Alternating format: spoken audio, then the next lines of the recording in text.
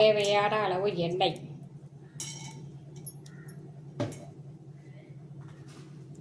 அடுத்தது போடுங்க சோம்பு,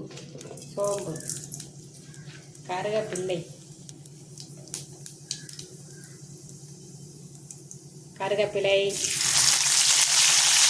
பச்சை மிளகாய், சின்ன வெங்காயம், மஞ்சத்தூள், மிளகாத்தூள், மல்லித்தூள்,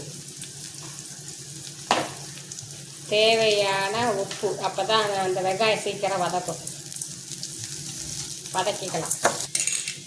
மசாலா எல்லாம் வதக்கிட்டு இப்போ என்ன சேர்க்க போகிறா, இறா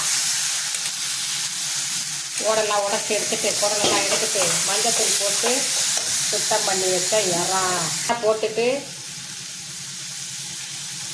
சின்னமாக ஒரு சவுச்சவில் பாதி மசாலா நல்லா வதங்கிடுச்சு. இப்போ கலேசியம்மா என்ன சேர்க்க போகிறாங்கன்னா தக்காளி, தேங்காய், அப்புறம் சோம்பு, இஞ்சி பூண்டு எல்லாம் அரைச்ச கலவைகள்.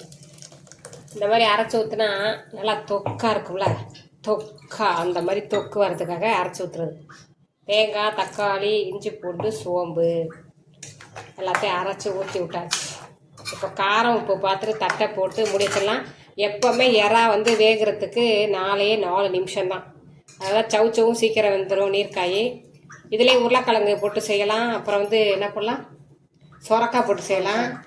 பீக்கங்காய், இறாலோட இது இறால் பீக்கங்காய், இறால் உருளைக்கிழங்கு, இறால் சவுச்சவு, இறால் பீக்கங்காய் அந்த மாதிரி போட்டு செஞ்சிங்கன்னா சூப்பராக இருக்கும் தொக்கு. இதே அப்படியே சாதத்தில் போட்டுக்கிட்டு சாப்பிட்டோம்னா சூப்பராக இருக்கும். இப்போ தேவையான தண்ணி ஊற்றியாச்சு. 4 நிமிஷம் வேகட்டும். இறா தொக்கை பார்ப்போம். சவுச்சவ் இறால் சூப்பராக ரெடி ஆயிடுச்சு, வந்துருச்சே. கொத்தமல்லி தலையை போட்டுட்டு அடுப்பு ஆஃப் பண்ணிக்கலாம். அது அப்படியே சாதத்தில் போட்டு சாப்பிட்டுக்கலாம் அப்படின்னு தான் வச்சுட்டாங்க கலேஷ் அம்மா. அதனால்